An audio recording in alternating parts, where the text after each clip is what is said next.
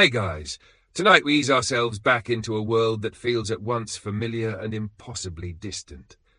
You're stepping into the late 1930s, the air still heavy with the fumes of the First World War, yet filled with the faint scent of new anxieties. Imagine walking through a city street where the lights flicker, not because of a blackout order yet, but simply because the bulbs are cheap and the wiring is terrible. You hear the hum of a radio through an open window, scratchy jazz one moment, urgent speeches the next. The world is technically at peace, but it's the sort of peace where you keep glancing over your shoulder. And let's be real, you probably wouldn't survive long here. Not because of bombs or tanks, but because you'd be utterly baffled by ration cards, uncomfortable wool suits, and the fact that air conditioning is still a luxury. So, before you get comfortable, take a moment to like the video and subscribe, but only if you genuinely enjoy what I do here. And I'd love it if you posted your location and local time in the comments. It's always fun to see where everyone is listening from. Now, dim the lights, maybe turn on a fan for that soft background hum, and let's ease into tonight's journey together. You trudge down a cobblestone street in Central Europe, your shoes tapping out a rhythm that echoes between shuttered shops. The memory of the Great Depression lingers everywhere, in the empty storefronts, in the faces of men lined up outside soup kitchens, in the hushed tones of families discussing whether to pawn a pocket watch. Mainstream fact, this was a time when unemployment soared across the globe and resentment simmered. And quirky tidbit? In Berlin, people started using banknotes as wallpaper because inflation had made money less valuable than the glue holding it up. Historians still argue whether this humiliation alone drove the rise of extremist parties, or whether deeper cultural wounds from World War I played a bigger role. You pass posters on walls, some promoting cinema comedies that promise to distract you for an evening, others carrying the stern faces of politicians offering certainty in uncertain times. In Italy, Benito Mussolini's jawline is practically a celebrity on every corner. In Germany, Hitler's speeches crackle over radios even in small towns. You lean into a doorway and smell the comforting aroma of bread, only to learn that half the loaf is mixed with filler grains, stretched thin to meet demand. Children play marbles in the street, their laughter oddly out of place in a world where parents whisper about rising militarism. One kid uses a helmet left over from the last war as a toy bucket. It clangs across the stones with each marble he scoops up. You almost smile until you notice the weary look on his mother's face. She knows another war might take him, just as the last one took her father. In Paris, café chatter is light, but beneath the cigarette smoke is unease. You sip bitter coffee and overhear debates about whether the Maginot Line, France's giant concrete wall, will really keep them safe. You can almost imagine someone shrugging, "It's fine. The Germans can't just walk around it." Spoiler alert, they kind of do. Across the ocean, in the United States, the mood is different but equally tense. Farmers deal with dust storms rolling across the Midwest, burying entire towns in grit. You cough just thinking about it. People flock to movie theaters for newsreels, the clatter of projectors drowning out the gloom. Mainstream fact, Hollywood thrived during the Depression, becoming a kind of national therapy session. Quirky detail, some theaters even gave away dishes or groceries with tickets, hoping to lure in families desperate for both entertainment and kitchenware. Historians still argue whether ordinary people in the 1930s truly believed another world war was imminent, or if they convinced themselves that peace treaties, League of Nations conferences, and wishful thinking would hold the line. But as you shuffle through the scenes, Berlin, Rome, London, New York, you feel the tension in your shoulders. It's like being in a crowded theater where everyone hears a faint crackle behind the curtain, but no one wants to admit the play might be about to catch fire. You sit in a tramcar rattling through Prague. The passengers are quiet, holding onto leather straps, eyes down. A young woman reads a serialized romance novel in the newspaper. An older man folds his arms and mutters about prices rising again. Through the window, You see soldiers drilling in a field, ostensibly for training exercises. Your neighbour leans over and jokes, they're just marching to keep warm. It's funny, but not funny. The smell of coal fires and boiled cabbage seems to follow you everywhere. You stop by a market stall where a vendor sells cheap radios, their wooden cases polished to a shine. He boasts that you'll never miss a speech again. You think about how dangerous that promise might become when the speeches get darker. Night falls. In the dim light, you find yourself in Vienna, where musicians still fill concert halls with symphonies. The violins soar, the audience claps politely, but you can feel a shadow creeping under the door. Austria won't remain independent much longer. Some clap extra loud, as if applause could keep the tanks away. You drift back to your seat on that rattling tram of history.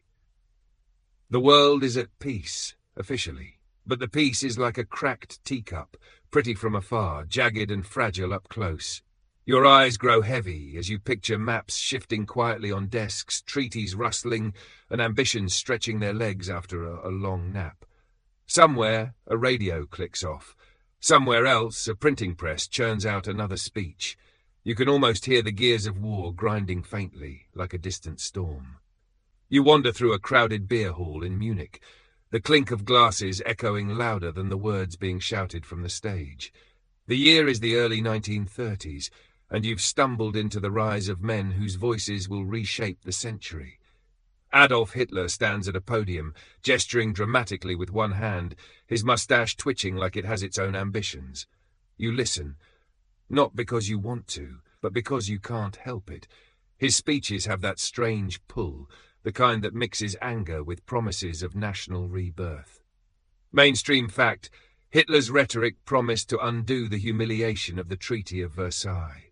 Quirky tidbit, he was so fond of practicing his poses and gestures that he had his personal photographer, Heinrich Hoffmann, take staged photos so he could see which movements looked the most powerful. Historians still argue whether people were more persuaded by the substance of his words or simply the theatrical performance.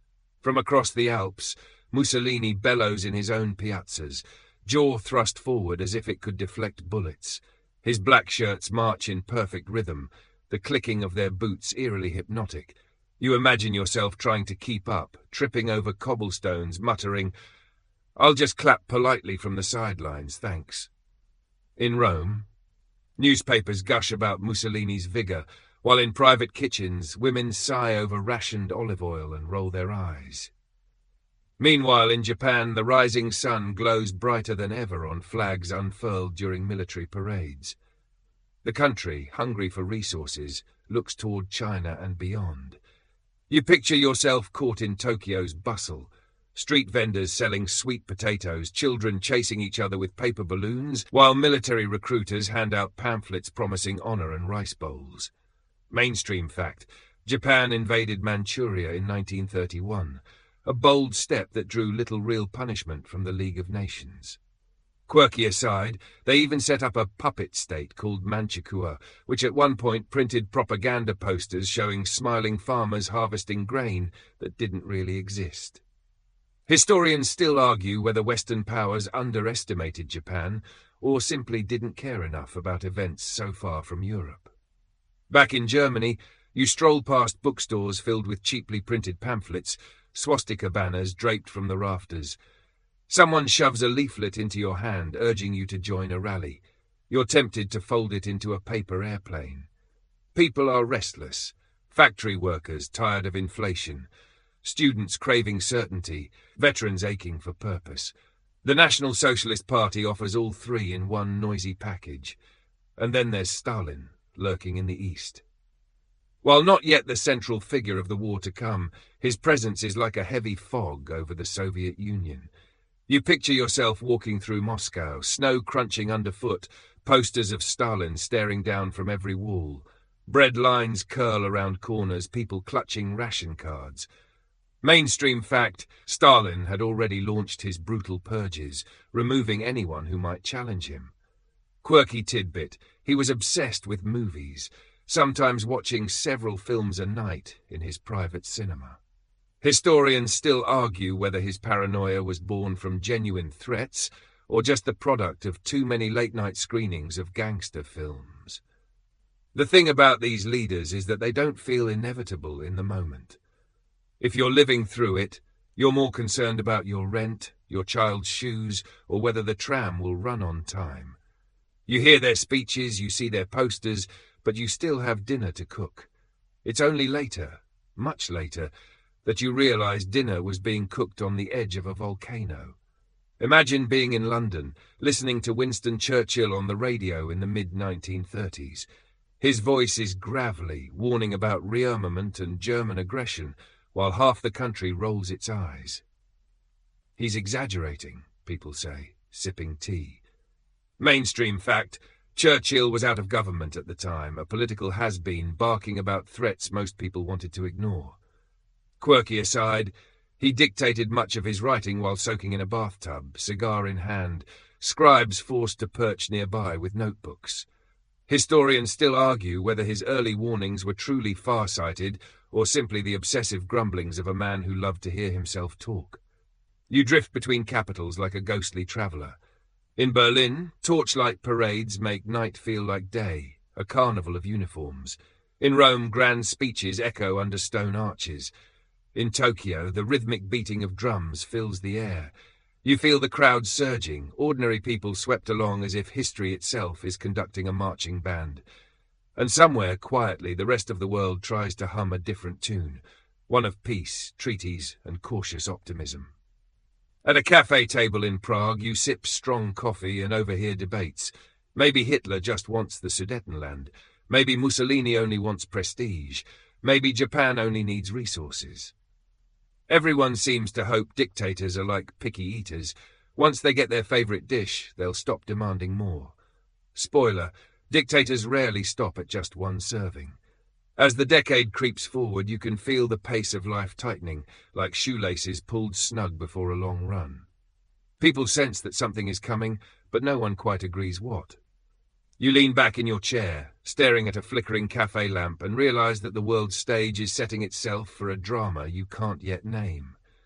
The speeches, the parades, the posters, they're not just noise anymore. They're the warm-up act to the main performance, and whether you like it or not, you've got a front-row seat. You find yourself wandering a neighbourhood street in the mid-1930s, long before the first shots are fired, but already thick with the small habits and routines that will soon be disrupted. You stroll past laundry, flapping on thin lines between windows, the shirts patched 3 times over, socks darned to the point of becoming wool mosaics. You stop to watch an old woman sweep her doorstep, muttering that the dust comes faster than she can sweep. She has no idea how much heavier the dust will feel when war begins. The rhythm of daily life carries on, as if nothing will change. You step into a family's sitting room in London, where the wireless hums out the evening news. Father rustles the newspaper, trying to look serious, while his daughter rolls her eyes and fiddles with a yo-yo. The newsreader's tone is flat, calm, almost boring, no trace of panic.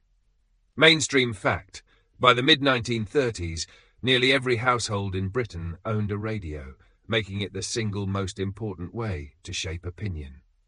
Quirky tidbit, some people were so obsessed with reception that they strung coat hangers out their windows as makeshift antennas. Historians still argue whether the everyday reliance on the wireless made populations more informed or simply more vulnerable to propaganda. Cross the channel with me. In Paris, cafes hum with cigarette smoke and gossip. Couples linger over café au lait, waiters balance trays, a painter doodles in the corner. People still wear chic hats, even when their shoes are worn at the soles. You imagine yourself eavesdropping on a table of students, their voices earnest. Surely peace will last. After all, no one wants another slaughter. They clink glasses, but the undertone is fragile, like crystal that might crack at any moment. Swing farther east to Warsaw. The streets are muddy from a sudden rain. A boy carries a basket of bread loaves on his head, weaving between trams. His mother sells apples on a corner, haggling loudly with a soldier in uniform. To you, the uniforms are ominous. To her, they are just another potential customer. The debate among scholars? whether ordinary Poles in these years sense the storm coming, or if hindsight paints their calm as ignorance. You head into a Berlin apartment. The living room smells faintly of cabbage stew, and a crackly record plays sentimental violin music. The father is home, late from work at the factory. The mother mends a shirt. The children play store with ration stamps left over from the Depression. Mainstream fact, even before rationing officially began, people were used to stretching meals with substitutes. Quirky tidbit, in some kitchens sawdust was mixed into sausage to keep costs down. You wonder how many sandwiches you've unknowingly eaten in this imaginary walkabout and decide you'd rather not know. Across the Atlantic, the United States is climbing out of the Great Depression. You drift down a New York street, alive with neon, the air smelling of hot dogs and car exhaust. Swing music wafts out of a club. Couples dance shoulder to shoulder, forgetting the world outside. In Harlem, jazz carries up to the rooftops. Yet bread lines still stretch in poorer neighborhoods. You spot a Works Progress Administration mural going up, colorful, hopeful, almost too cheerful for its surroundings. Historians still argue whether Roosevelt's New Deal merely delayed America's involvement in global troubles or made it strong enough to withstand them when the time came. Daily life has a strange stubbornness, doesn't it? You see children trading marbles in a London schoolyard, a teacher lecturing about Shakespeare while doodling tanks in the margin of his notes. You watch Parisians still attending cinema matinees, laughing at comedies that promise a break from politics. You hear American baseball announcers drawl about batting averages while world leaders argue about rearmament. You slip into a Japanese home in Tokyo. Tatami mats soften your step. A mother pours tea carefully, the kettle whistling gently. On the low table lies a newspaper reporting victories in Manchuria, but her son ignores it, sketching battleships in a notebook instead. Mainstream fact, Japan's expansion into China in the 1930s was widely celebrated at home as a sign of national pride. Quirky tidbit, schoolchildren often built model planes from wood and paper as part of patriotic clubs. Historians still argue whether the public was genuinely enthusiastic or pressured into outward displays of loyalty. And yet, despite these details, you sense the tension beneath the routine. Bread tastes fine, radios play cheerful tunes, but there's a hum of unease in the background, like static you can't quite tune out. In Berlin, banners multiply. In London, gas masks are being quietly stockpiled. In Warsaw, soldiers march more often through the square. People live their lives, yes, but always with half an ear tilted toward a whisper they'd rather ignore. You walk back out into the evening air. The lamps glow yellow along the street, couples stroll arm in arm, and the baker closes up shop. You smell yeast and ash on the breeze. It feels almost peaceful, yet you know that this fragile peace is like a porcelain teacup balanced too close to the edge of the table. And somewhere, the table is starting to shake. You're standing at a crossroads in late summer, 1939, when the silence finally shatters. The world that had insisted on its routines, its teacups, its cinema matinees, suddenly jolts awake with the grinding of tank treads and the clop of horseshoes on Polish soil. The German invasion of Poland begins not with fireworks, but with the thudding of artillery at dawn, the kind of sound that rattles your chest before your ears even register it. You walk along a village road, the dust rising in thin clouds behind retreating wagons. Families load what they can. A feather mattress tied crookedly across a cart, a goose honking indignantly from a basket, a violin case strapped under someone's arm as though music will still matter tomorrow. Mainstream fact, Germany invaded Poland on September 1st, 1939, unleashing blitzkrieg, lightning war, a swift combination of tanks, infantry, and aircraft. Quirky tidbit, some Polish cavalry units were so unprepared that they rode out on horseback with sabres, facing down armoured vehicles. Historians still argue whether these cavalry charges were acts of desperation, myth exaggerated by propaganda, or simply symbols of courage in an impossible fight. You drift with the columns of refugees, their voices a mixture of muttered prayers and grumbles. One man insists they'll be back home in a week. Another mutters that he should have planted potatoes instead of buying a new coat. Everyday worries, tangled up with extraordinary upheaval. In Warsaw, you wander narrow streets suddenly choked with rubble. Buildings that stood quietly for centuries crumble in minutes under the thunder of Stuka dive bombers. You duck into a basement where neighbors huddle together, listening to radios powered by car batteries. A woman fans herself with a folded newspaper as though a breeze will help her forget the bombs. Children play with buttons in the dust, oblivious to the danger. Meanwhile, in the countryside, life tries stubbornly to carry on. Farmers still milk cows in the mornings, even as German columns roll past on nearby roads. You picture a cow chewing calmly while panicked humans scatter. The absurdity makes you smile for a moment, though the smile feels guilty. Cross the border mentally to Germany, where newsreels trumpet swift victories. Crowds gather in squares to watch flickering black and white images of parades. People cheer, though some do so cautiously, wondering how long such triumphs can last. Mainstream fact, within weeks, Poland was divided between Germany and the Soviet Union under the Molotov-Ribbentrop Pact. Quirky tidbit. The secret protocols of that pact carved up Eastern Europe like slices of cake at a grim birthday party. Historians still argue whether Stalin believed the arrangement would truly keep him safe, or if he simply bought time. You trudge into a small Polish town at dusk, where the church bells ring, but not for a service. They ring as warnings. Villagers stash icons and bread in cellars, murmuring that God will provide, though they also keep one eye on the horizon. A blacksmith hammers hastily on a horseshoe, his forge glowing red, though he admits the metal won't slow a tank. Overhead, German planes buzz like flies. One peels off to strafe a road, scattering carts like toy blocks. You crouch, heart pounding, though your guide through this history reminds you, you're safe, just an observer, drifting among shadows of the past. In Britain, news arrives by wireless. Families gather around radios, the words crackling, "This country is at war with Germany." You imagine sitting on a sofa in London, tea cooling on the table, trying to process the phrase.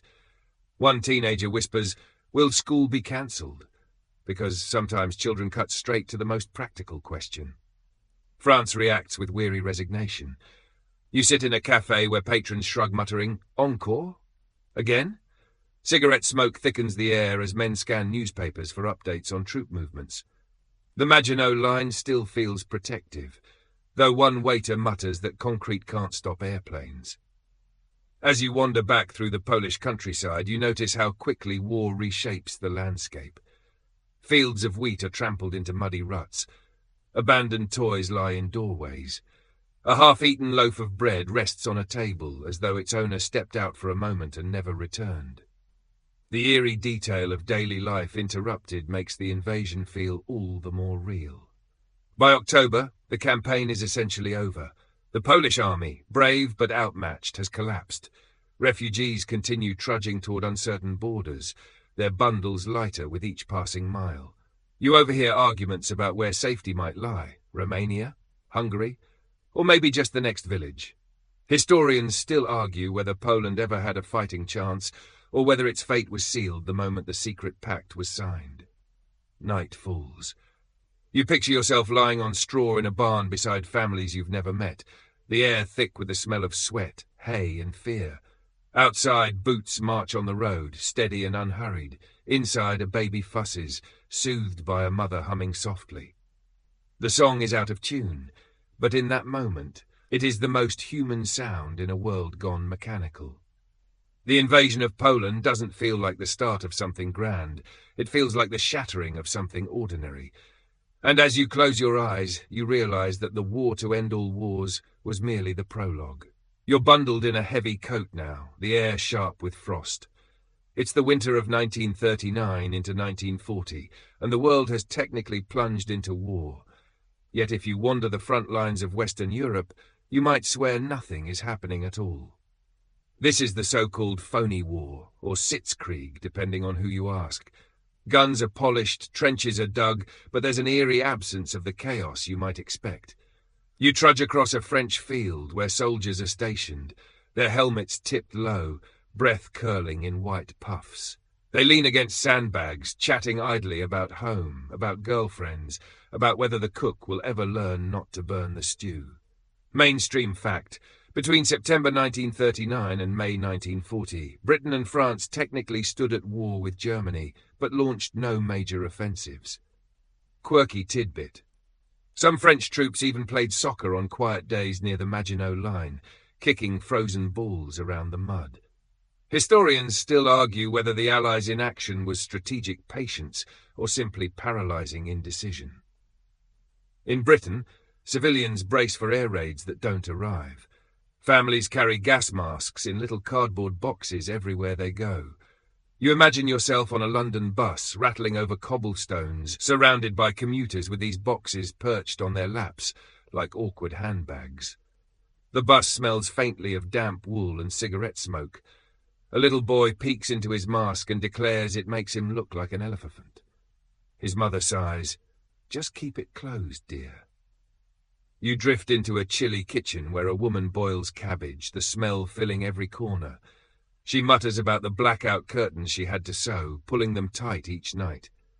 The blackout drills are strict, one sliver of light, and a warden bangs on your door. Yet outside, the skies remain empty. People complain that they've given up their street lamps, their neon signs, even their beloved fish and chip shop glows, all for a danger that refuses to appear. Across the Rhine, German troops settle into their own routines. Barracks buzz with card games, boots being polished, and the endless scrape of mess tins. A soldier writes a letter to his family, assuring them he is fine, that the war feels more like an extended camping trip. Mainstream fact: German forces consolidated their hold on Poland and prepared for a Western offensive, but for months they mostly waited. Quirky tidbit: some Wehrmacht units amused themselves by building elaborate snowmen complete with coal-black helmets. Historians still argue whether Hitler truly intended to attack that winter or was waiting for better weather. You walk into a cafe in Paris where intellectuals argue loudly over espressos. One insists Germany will crumble under economic pressure, another counters that Hitler is cunning. A third waves his cigarette and mutters that maybe, just maybe, nothing will happen at all. People crave normalcy, so they cling to it fiercely. Concerts continue, theatre shows go on, and lovers stroll under the dimmed lamps. The strangest part of this season is its mixture of dread and boredom. Soldiers dig trenches not far from their grandfathers' old trenches of World War I, only to sit and wait. You imagine yourself huddled in one, toes numb, trying to play cards with damp decks, joking that the real enemy is frostbite. Someone tells a joke about Hitler slipping on a banana peel. Everyone laughs too hard, not because it's funny, but because laughter keeps the silence away. Meanwhile, civilians improvise small comforts. In Britain, tea remains a sacred ritual. Even during practice air raid drills, people tuck flasks of tea into their coat pockets. You sip from one now, the liquid lukewarm but soothing. It tastes of home, routine, stubbornness. Mainstream fact: the government stockpiled millions of pounds of tea as a morale booster.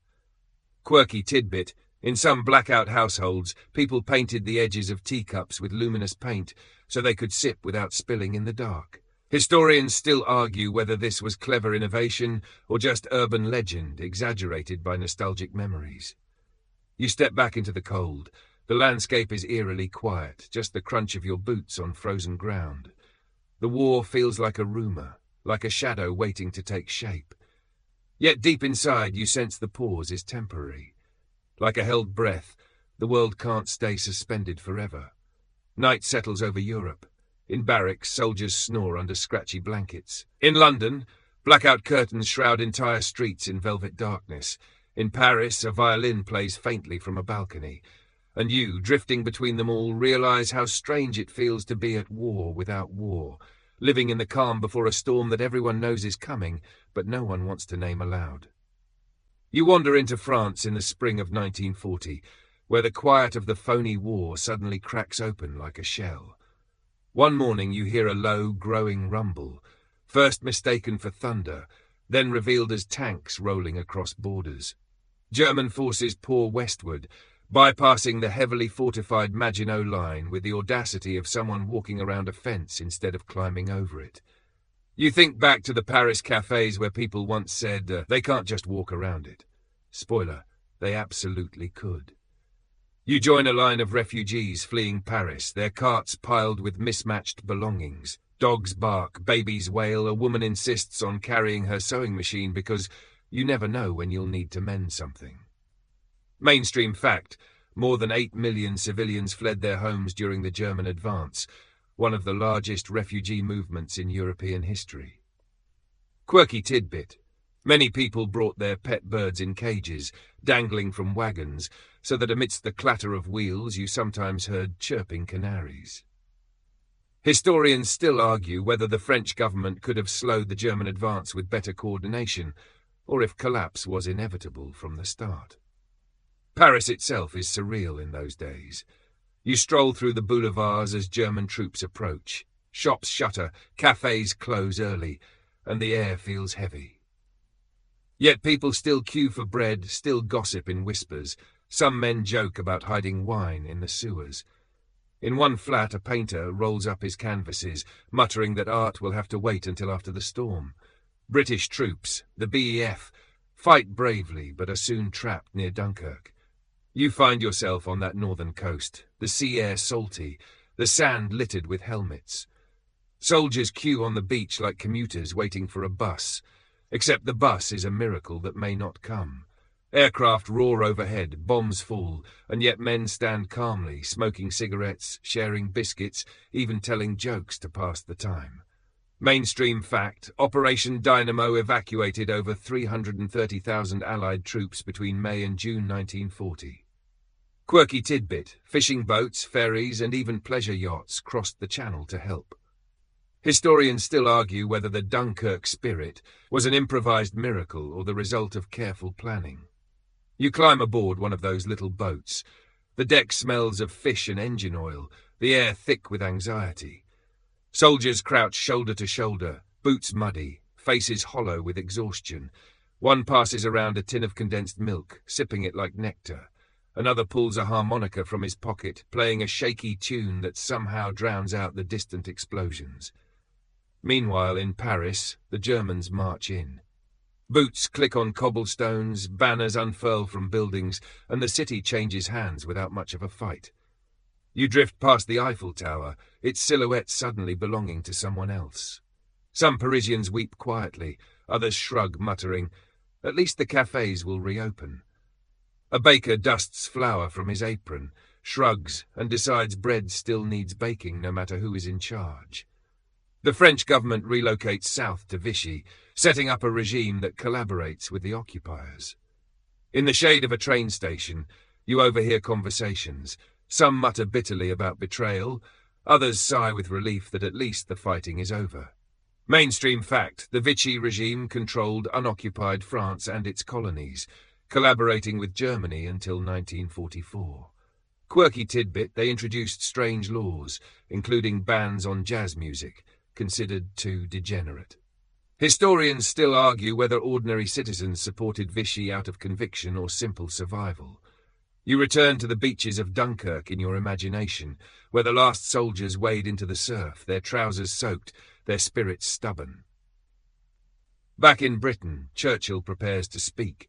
His words, gravely and resolute, reach across the airwaves. "We shall fight on the beaches." You sip tea in a London kitchen while the family around you listens, silent, knowing those words are meant to hold them steady. And somewhere in the distance, you hear French voices still insisting the war isn't over, that resistance will grow in the shadows. The fall of France feels less like a single defeat and more like a door slamming shut, leaving everyone to wonder where the next exit might be. As you drift away from the rubble-strewn boulevards and crowded beaches, you carry with you the scent of baguettes mingled with smoke, the sound of boots in the sand, and the uneasy knowledge that Europe has changed hands almost overnight. The storm that once seemed far away now feels like a downpour, soaking through every layer of daily life. You stand on a windswept cliff in southern England, watching the channel stretch like a grey shield between you and the continent now under German control. It's the summer of 1940, and across that narrow strip of water, the Nazi war machine has just swallowed France. The next target, it seems, is you. Or rather, Britain itself. Yet instead of panicked chaos, you find ordinary routines clinging stubbornly to the island. In London, tea kettles whistle, double-decker buses rumble along streets, and shopkeepers still polish their windows even as they tape them to prevent shattering. The sirens wail at odd hours, but still, people joke that the real tragedy is missing their favourite radio drama because they had to scurry to the shelter. Mainstream fact: the Battle of Britain began in July 1940, with the Luftwaffe aiming to gain air superiority before a planned invasion, Operation Sea Lion. Quirky tidbit: British citizens often watched dogfights from rooftops or gardens as though it were an air show.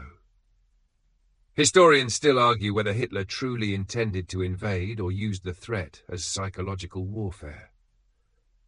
You lean against a wall in a seaside town where locals peer through binoculars, scanning the horizon for invasion barges. Children build sandcastles while their parents whisper about mines being laid offshore. You can almost laugh at the odd mix of summer holiday and looming apocalypse. The skies grow louder. Hurricanes and Spitfires roar overhead, their engines a kind of lullaby for the anxious island. Pilots, many barely out of their teens, scramble at the crack of radios barking orders.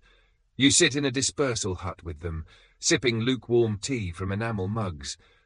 One pilot doodles moustaches on a newspaper photo of Hitler. Another grumbles that his boots are still damp from yesterday's mission. You duck as the air raid siren sounds in London. Down in the tube stations, people pack onto platforms, blankets spread across cold concrete. Some play cards, others sing softly, children chase each other between the columns. The smell of damp clothes, candle wax, and occasional sandwiches fills the air. Mainstream fact: many Londoners used underground stations as nightly shelters during bombing raids. Quirky tidbit: one station even hosted piano concerts to keep spirits up. Historians still argue whether life underground built lasting solidarity or simply deepened exhaustion. Back above ground, searchlights slice the night sky. Anti-aircraft guns thunder. You watch tracer fire arc like glowing stitches across the heavens. Bombers drone overhead, their shadows sliding across rooftops. A bakery collapses in a cloud of flour, but the next morning, the owner sets up a stall outside, still selling bread dusted with ash. In the countryside, you stroll through fields where radar stations hum quietly, their giant towers resembling something out of science fiction. Britain's secret weapon isn't just brave pilots, it's this early warning system, helping direct planes to intercept. You smile at the thought that enormous metal fences are quietly winning battles while everyone else stares skyward. Night after night, Londoners practice a strange balancing act, fear mixed with normalcy. One man leaves his blackout curtains slightly ajar so his cat can sneak out at night, only to be scolded by a warden. A woman insists on serving proper tea in porcelain cups, even in the shelter, though she admits sugar is running low. Mainstream fact: rationing in Britain had already begun in early 1940, restricting sugar, butter and bacon. Quirky tidbit: inventive housewives used carrots as a sugar substitute in cakes with varying success. Historians still argue whether rationing improved health overall by forcing balanced diets or merely deprived people of joy. Back on the cliff, you hear Churchill's voice carried by the wind, his famous assurance that never in the field of human conflict was so much owed by so many to so few. You imagine being a farmer leaning on your pitchfork, nodding solemnly at the wireless in the barn, then returning to your cows, who frankly don't care who wins the battle as long as the milking happens on time. The Battle of Britain drags on for months. By October, the Luftwaffe has failed to break the RAF, and Operation Sea Lion quietly fades. The island holds. Yet the war doesn't end, it simply changes shape. As you tuck yourself deeper into your coat against the wind, you realize that survival has become Britain's greatest victory, and tea still somehow gets made, even under the roar of engines. You shuffle down a stairwell in London, clutching the cold railing as another siren wails above. It's the Blitz now, the long months from September 1940 into 1941, when nightly bombing raids become a kind of grim routine. You reach the platform of a tube station where hundreds of Londoners have already spread blankets and makeshift beds. Candles flicker along the walls, illuminating faces pale with fatigue, but brightened by small jokes and whispered songs. Children play marbles on the platform, their laughter echoing oddly against tiled walls. A group of women gossip over thermoses of weak tea, debating whether blackout curtains should be lined with something heavier. You settle into a corner, hearing the muffled boom of bombs above, each thud vibrating through the tunnels like distant drums.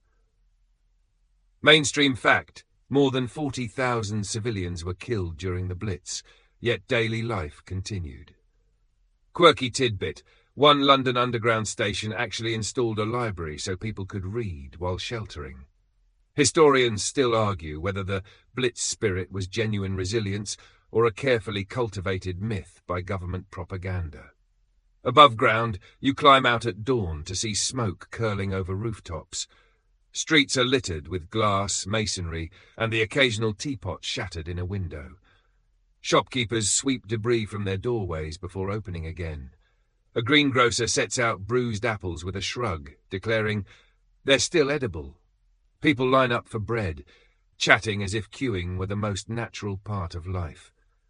You stroll through East End neighbourhoods where entire blocks are flattened. Families set up camp in school gyms or with relatives, carrying what they could save: a clock, a chair, sometimes just the clothes on their backs. A man lifts a gramophone from the rubble of his house and insists on winding it, filling the street with scratchy jazz. The neighbours clap, partly for the music and partly because clapping feels like defiance. Even in destruction, routines emerge. You watch milkmen make their rounds, stepping over bomb craters to deliver bottles. Newspapers still hit doorsteps each morning, headlines grim but layouts reassuringly familiar. Mainstream fact: King George VI and Queen Elizabeth toured bombed districts, boosting morale. Quirky tidbit: the Queen refused to leave Buckingham Palace during raids, claiming she wanted to face the same risks as her subjects. Historians still argue whether her visits were heartfelt solidarity or symbolic theatre. At night, you walk past rows of Anderson shelters in back gardens, corrugated metal huts half buried in earth. Families huddle inside, the smell of damp soil and kerosene lamps mixing with the occasional whiff of canned beans. Children fall asleep to the rumble of distant anti-aircraft fire, their dreams no doubt a strange blend of fairy tales and sirens. Cross the channel in your mind, and you find German cities already beginning to feel their own air raids. Hamburg, Berlin, Cologne all taste the bitter smoke of retaliatory bombings. Civilians there also shuffle into cellars, clutching photo albums and bread loaves. You sense the symmetry of fear, two sides of a war, both staring at ceilings and wondering if the next explosion will be theirs. Back in London, humour becomes a survival tool. You hear jokes painted on walls, more open than usual, scrawled on a bombed-out shop front. At a pub still miraculously standing, patrons raise pints and quip that the Luftwaffe should at least pay for the renovations. Mainstream fact: pubs remained open whenever possible, serving as hubs of morale. Quirky tidbit: some barkeeps rang a handbell during raids so patrons knew when to duck under tables. Historians still argue whether humour genuinely eased trauma or merely masked it. You step again into the underground. Tonight, someone has dragged in a piano. A woman in her 40s sings ballads while children gather around. The notes echo through tunnels, blurring with the thumps above. A man leans against the wall, tapping his foot, and admits, "It almost feels like home down here." The oddest part is that he means it. Eventually, the raids ease. The Luftwaffe turns eastward, preparing for new campaigns. You climb out of the tunnels one last time, the city scarred but still alive. Smoke curls over spires, rubble crunches underfoot, and yet the smell of bread and the sound of laughter persist. You walk away through soot-stained streets, realizing that survival has become its own kind of quiet rebellion. The bombs fall, the walls crack, but people still gossip, children still play, tea still brews. It's strange sort of normal, stitched together in the dark, with humour, patience and stubbornness. You trudge east now, boots sinking into frozen mud, where the war takes on a scale so vast it swallows the horizon. It's 1941, and Operation Barbarossa has just torn open the uneasy pact between Hitler and Stalin. The Eastern Front stretches thousands of miles, and you find yourself walking beside weary Soviet soldiers, their uniforms stiff with frost. The air smells of smoke, wet wool and cabbage soup reheated too many times. Mainstream fact: Germany invaded the Soviet Union in June 1941, launching the largest military operation in history. Quirky tidbit: some German units actually packed typewriters and office supplies, expecting to set up neat administrative offices once a quick campaign ended. Historians still argue whether Hitler underestimated the Russian winter, the Soviet resolve, or simply ignored advice from generals who warned him not to overreach. You pass a campfire where men huddle, hands extended toward meagre flames. One soldier stirs a pot of watery soup, mostly cabbage leaves and potato peels, while another carefully slices his bread ration into slivers as though performing surgery. A few hum folk songs, their breath puffing out like ghosts. Someone mutters about the General Winter who will fight alongside them. On the German side, you march with units advancing rapidly at first, trucks bouncing along dirt roads. Soldiers boast of reaching Moscow by Christmas. They scribble letters home, promising quick victory. You peek over one shoulder to see a young man sketching birch trees in his notebook, not realizing he'll be staring at those same trees for months. But as autumn fades, the mud arrives. Endless mud. Horses sink to their bellies, trucks grind helplessly, boots slurp with every step. You slog beside them, feeling the cold seep into your bones. Then the winter clamps down harder. Thermometers plunge below freezing, rifle bolts seize up, fuel turns to sludge. Mainstream fact: temperatures in some places dropped below 30 degrees Celsius. Quirky tidbit: soldiers learn to warm weapons under their armpits before firing. Historians still argue whether German logistical failures or Soviet resilience was the decisive factor in halting the advance. In Leningrad, you walk the icy streets of a city under siege. The silence is broken only by distant artillery and the crunch of snow. People burn furniture for warmth, even books, though some hesitate over volumes of poetry. You see children dragging sleds not with gifts but with water cans or firewood. A woman spreads wallpaper paste on bread, trying to trick her stomach into thinking it's a meal. Quirky tidbit: some residents boiled leather belts and shoes to create a sort of broth. Historians still argue how many truly starved versus how many survived on desperate improvisation. You crossed to Stalingrad later in 1942, where the ruins echo with gunfire. But even here civilians cling to habits. A grandmother insists on sweeping the floor of a house that has no roof, while a boy carves chess pieces from rubble. You crouch with Soviet troops in a half-collapsed building, the wind whistling through holes. Someone lights a cigarette with a burning splinter. Another mutters a joke about how they'll all get frostbite before bullets. They laugh, because laughter is the only thing that doesn't freeze. Meanwhile, supplies come across vast distances. You watch trains creak across the steppe, loaded with American canned meat and British boots, courtesy of the Lend-Lease program. Soldiers grin when they open tins labelled spam, though some feed it to dogs who seem more enthusiastic. Mainstream fact: Allied aid was crucial in sustaining the Soviet war effort. Quirky tidbit: chocolate bars and nylon stockings from these shipments became black market treasures. Historians still argue whether the Soviets could have won without such support. Night falls on the steppe. You lie on the ground, wrapped in a damp blanket, staring at a sky where stars sparkle with indifference. Wolves howl in the distance, mingling with the echo of artillery. A soldier beside you whispers that even the wolves are hungry. You roll over, trying to find warmth in your imagination, realizing that the Eastern Front is less about battles and more about survival itself. By now you can barely remember the quiet tea kettles of London or the laughter in Paris cafes. Here, History is written in frostbitten fingers and empty stomachs. And yet you feel the stubbornness of people who refuse to collapse. Against mud, against cold, against hunger, they hold on. The front may shift, cities may fall, but humanity lingers in every shared crust of bread, every whispered lullaby in a freezing hut.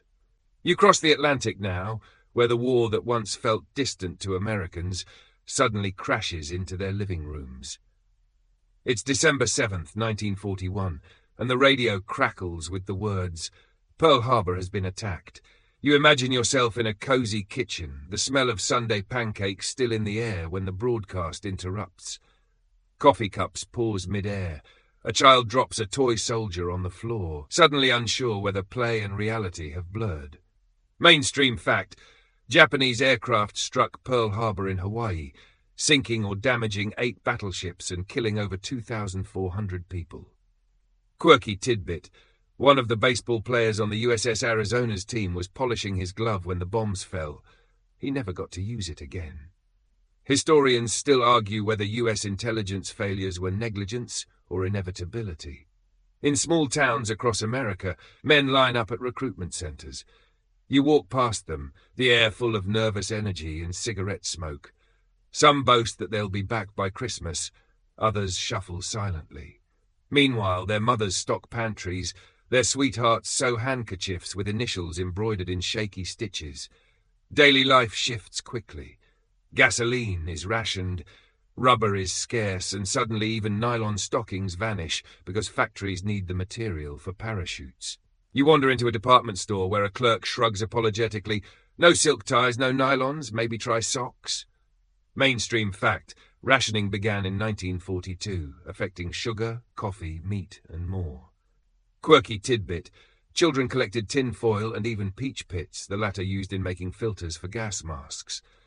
Historians still argue whether rationing was equally fair or left poorer families struggling most. In kitchens, women flip through new recipe pamphlets. Victory cakes made without sugar, meatless Mondays, and carrot-filled pies. You take a bite, pretending it tastes fine. Across the street, a victory garden sprouts in a backyard. Tomatoes, beans, and squash push through the soil. Mainstream fact: by 1943, nearly 20 million American households maintained these gardens. Quirky tidbit: some people raised rabbits in sheds, marketing them as roof chickens for protein. Swing music swells from radios and dance halls. You step inside a USO club where servicemen jitterbug with local girls, the wooden floor shaking under their stomping shoes. Laughter mingles with the brass of trumpets. For a few hours, the war is held at bay by saxophones. But when the music stops, the men check their watches, knowing their trains leave at dawn. On assembly lines, women tie back their hair with scarves, sleeves rolled up. You pass rows of Rosie the Riveters tightening bolts, welding seams, and trading jokes over the noise of machinery. The air smells of hot metal and oil. Mainstream fact: women made up about 37% of the workforce during the war. Quirky tidbit: some factories held contests for the neatest lunchboxes, complete with decorative napkins. Historians still argue whether these wartime jobs permanently reshaped gender roles or if society forced women back into kitchens afterward. Letters fly back and forth across oceans. You picture yourself hunched at a desk with a fountain pen, the ink smudging slightly. "Dear darling, the weather is fine. Don't worry about me." In truth, both writer and reader worry endlessly. Packages of cookies crumble in transit, but the crumbs are eaten gratefully anyway. Children, too, feel the war. In classrooms, maps are covered with pins showing battlefronts. Students collect scrap metal and practice duck and cover drills. One boy boasts that his paper route helps the war effort. Another girl doodles bombers in her notebook, though she's never seen one. Back in Washington, President Roosevelt declares war with words that echo across radios, a date which will live in infamy. You imagine yourself sitting in a dim living room, the radio glowing faintly, his voice steady yet somber. Someone mutters, "Here we go again," remembering the promises after the last war. Yet in all this upheaval, daily comforts persist. Baseball continues, though rosters thin as players enlist. A fan cheers in a ballpark, hot dog in hand, insisting the game must go on. Hollywood churns out films, both comedies and propaganda. In a dark theatre, you munch popcorn while a newsreel shows tanks trundling across Europe. By 1942, the United States is fully mobilized. Factories hum through the night, trains rattle with supplies, and families adjust to blackout drills. But beneath the clatter, you still find tenderness. A soldier pressing a lipstick kiss-marked handkerchief into his pocket, a child sleeping with a toy plane, a grandmother knitting socks with arthritic fingers. You step outside one American home at dusk. Fireflies blink in the yard, mingling with the glow of ration-stamped lamps inside. The war has stretched across oceans, but here in the quiet of a summer night, you hear only crickets and the creak of a porch swing. It's a reminder that even in total war, life insists on ordinary rhythms. You slip into the Pacific now, where the war feels entirely different. Humid air, salt spray, and the buzz of mosquitoes, instead of the frostbite of Russia or the soot of London. It's 1942, and the ocean itself has become a battlefield stretching from Hawaii to New Guinea. You stand on the deck of a US carrier, the wooden planks sticky with tar under the sun. Sailors scurry, planes are pushed into position, and the smell of gasoline mingles with tropical breeze. Mainstream fact, the Battle of Midway in June 1942 became the turning point in the Pacific, with the US sinking 4 Japanese carriers. Quirky tidbit, some sailors swore that albatrosses circling overhead brought luck, though others muttered they were just waiting for scraps. Historians still argue whether Japan's loss was due to poor planning or America's cracked intelligence codes. You wander below decks, where sailors lounge in hammocks, passing around magazines from home. One man carefully peels a pin-up photo from the centerfold, smoothing it flat as though it were sacred scripture. Another practices knot-tying tricks, pretending it's entertainment. The air is thick with sweat, cigarettes and coffee that tastes more like mud, but still keeps everyone awake. On tiny atolls, Marines dig foxholes into coral sand. You crouch beside them as they swat flies, write letters and boil tinned rations. Spam appears again, fried, mashed, sometimes mixed with pineapple if supplies allow. A soldier quips that if Hitler doesn't kill them, canned meat will. They all laugh because humour is lighter than fear. In the Solomon Islands, you trek through jungles where vines grab your ankles and humidity makes your shirt cling like glue. At night, the jungle hums with frogs, insects, and the occasional distant gunfire. Mainstream fact, Guadalcanal became the first major Allied offensive against Japan. Quirky tidbit, soldiers nicknamed it Guadalcunt, because nothing seemed to work as planned.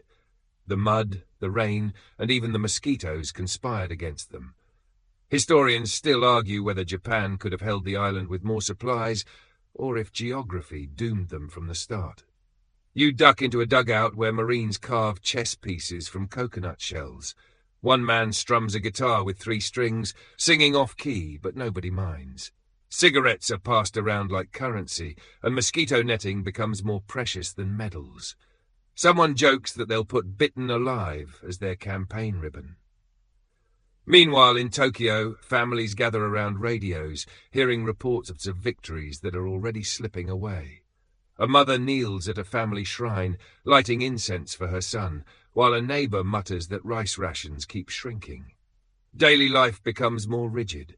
Children march in schoolyards, practicing with bamboo spears. Mainstream fact, Japan's home front was increasingly strained by shortages and bombings. Quirky tidbit, some schools encouraged students to raise silkworms for parachute production. Historians still argue whether ordinary Japanese citizens supported the war wholeheartedly or endured it with quiet resignation. Back at sea, you listen to the rhythm of waves slapping the hull. Night watches are long and eerie. Sailors whisper ghost stories, some swearing they see phantom ships on the horizon. You lean over the rail, the ocean ink-black, stars blazing above. The immensity of it makes you feel very small, as though the war is just a tiny spark in the vastness. In Australia, soldiers on leave stumble into pubs, their khaki uniforms sweat-stained. Locals greet them warmly, though there are mutters about Yanks taking local girls dancing. On beaches, children dig trenches as play, mimicking the adults they watch digging real ones. War is everywhere, even in playtime. The Pacific theatre stretches endlessly, each island another dot to capture, each victory costly. Yet daily life always creeps in. Socks drying on palm branches, love letters written in pencil, coconuts cracked open for a rare sweet drink. A sergeant scolds a private for using his helmet to cook stew, then later borrows it to boil his own. You leave the jungle paths and carrier decks with sweat dripping down your temples, the sound of cicadas still buzzing in your ears. The war here is humid, sprawling, and exhausting, but even in its harshest corners there are still games of cards, tunes hummed off-key, and friendships forged over spam fried in borrowed helmets. You drift back to Europe, where the tide of war begins to turn. It's 1942 into 1943, and suddenly the Allies, once on the back foot, start inching forward. You find yourself in the deserts of North Africa first, the sand whipping against your face, goggles fogging as tanks crawl across dunes like metal beetles. Mainstream fact, the British Eighth Army clashed with Rommel's Afrika Korps at El Alamein, halting German advances. Quirky tidbit, soldiers sometimes brewed tea in the exhaust pipes of their tanks, the engine heat serving as an improvised kettle.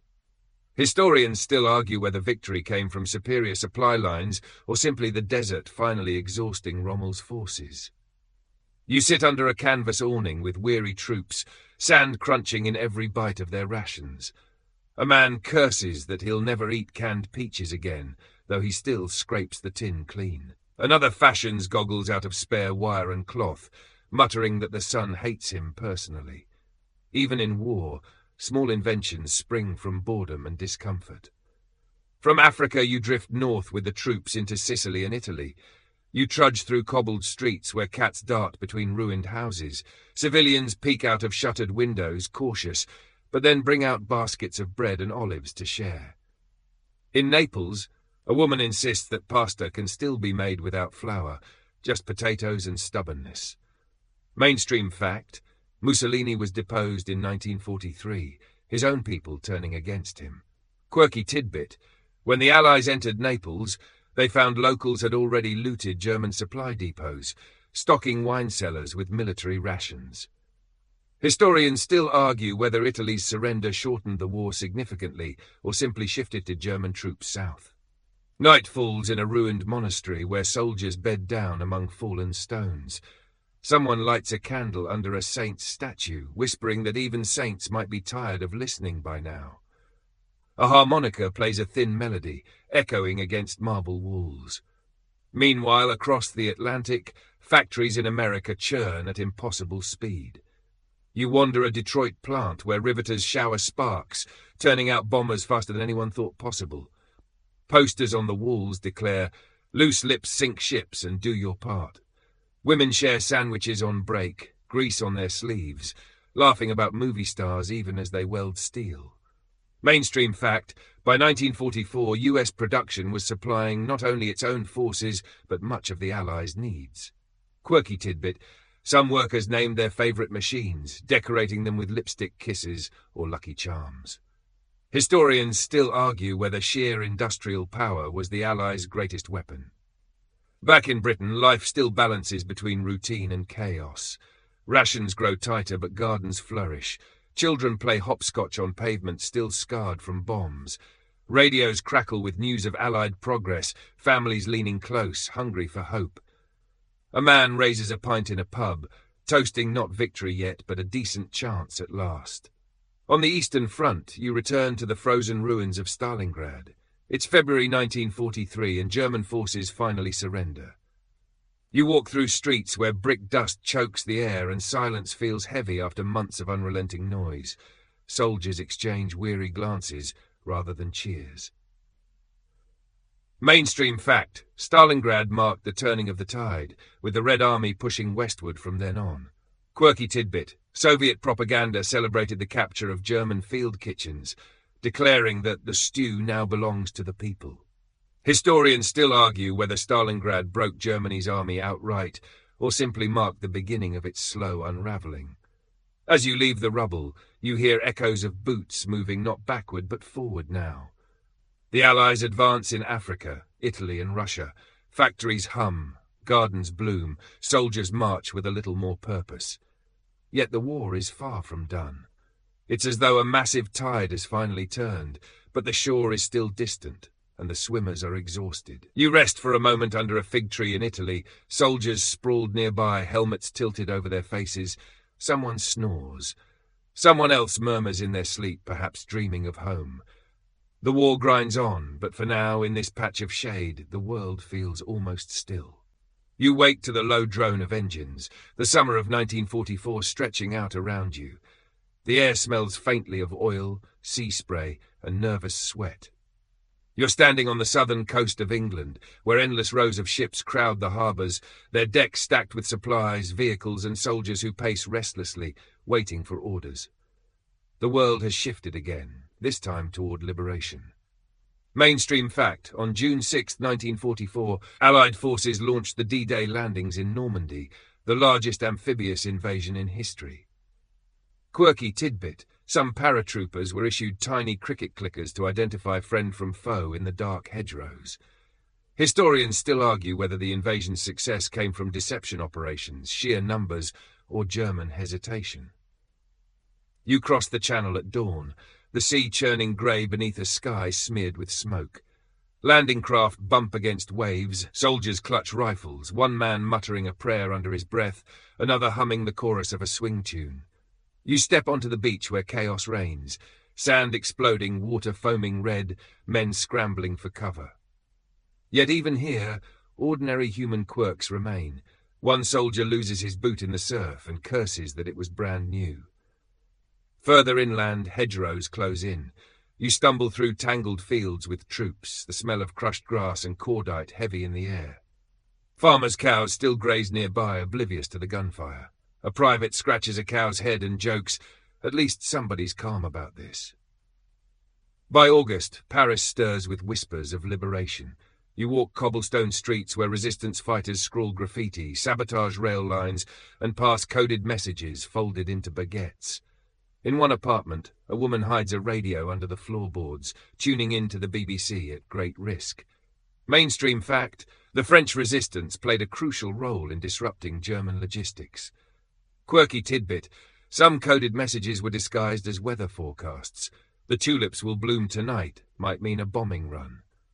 Historians still argue whether resistance groups hastened liberation or mainly symbolized defiance. When the Allies finally enter Paris, crowds surge into the boulevards, cheering, waving flags, tossing flowers. You hear church bells ring for the first time in years without permission. A man kisses strangers on both cheeks. A girl climbs a lamppost to wave her tricolour scarf. At a cafe, the owner hauls out hidden bottles of wine, dusting them off as though they'd just been waiting for this exact day. But liberation is not without shadows. You walk past women accused of collaboration, their hair shorn in public squares as crowds jeer. You notice how quickly celebrations can turn bitter. A boy clutches his mother's hand tighter, eyes wide, unsure whether to cheer or cry. Meanwhile, the Allied advance pushes into Belgium and the Netherlands. You cross bridges rebuilt with planks, soldiers carrying bicycles to move faster across canals. In Dutch towns, children wave, offering tulips. Yet behind the smiles, cupboards are bare. Hunger lingers after years of occupation. As 1944 turns to winter, the Ardennes grows silent. Then suddenly the stillness breaks with artillery. The Battle of the Bulge begins. You find yourself trudging through snow with American troops, their coats thin, faces raw from wind. They huddle in foxholes, passing chocolate bars as though they're priceless treasure. Mainstream fact: Hitler's last major offensive in December 1944 surprised the Allies, but ultimately failed. Quirky tidbit: some GIs wore bedsheets stolen from villagers to camouflage in the snow. Historians still argue whether this gamble delayed Germany's defeat or only hastened its collapse. In a small Belgian village, a family shares a loaf of bread with passing soldiers, even though their own pantry is nearly empty. One child gives a GI his toy wooden horse, whispering, "For luck." The soldier tucks it into his pocket, perhaps more grateful than he can say. As winter eases, the Allies press eastward. You march across the Rhine on pontoon bridges, the river churning beneath. Somewhere ahead lies Germany itself, the heart of the war, the place from which so much began. But for a moment you pause on a bridge at dusk. The sun sinks red behind ruined towns, casting long shadows. Soldiers sit quietly, their boots dangling over the edge, smoking in silence. One pulls out a harmonica and plays a tune so soft it nearly vanishes in the wind. You realize the war is still raging, but the end finally feels possible, shimmering just beyond the horizon.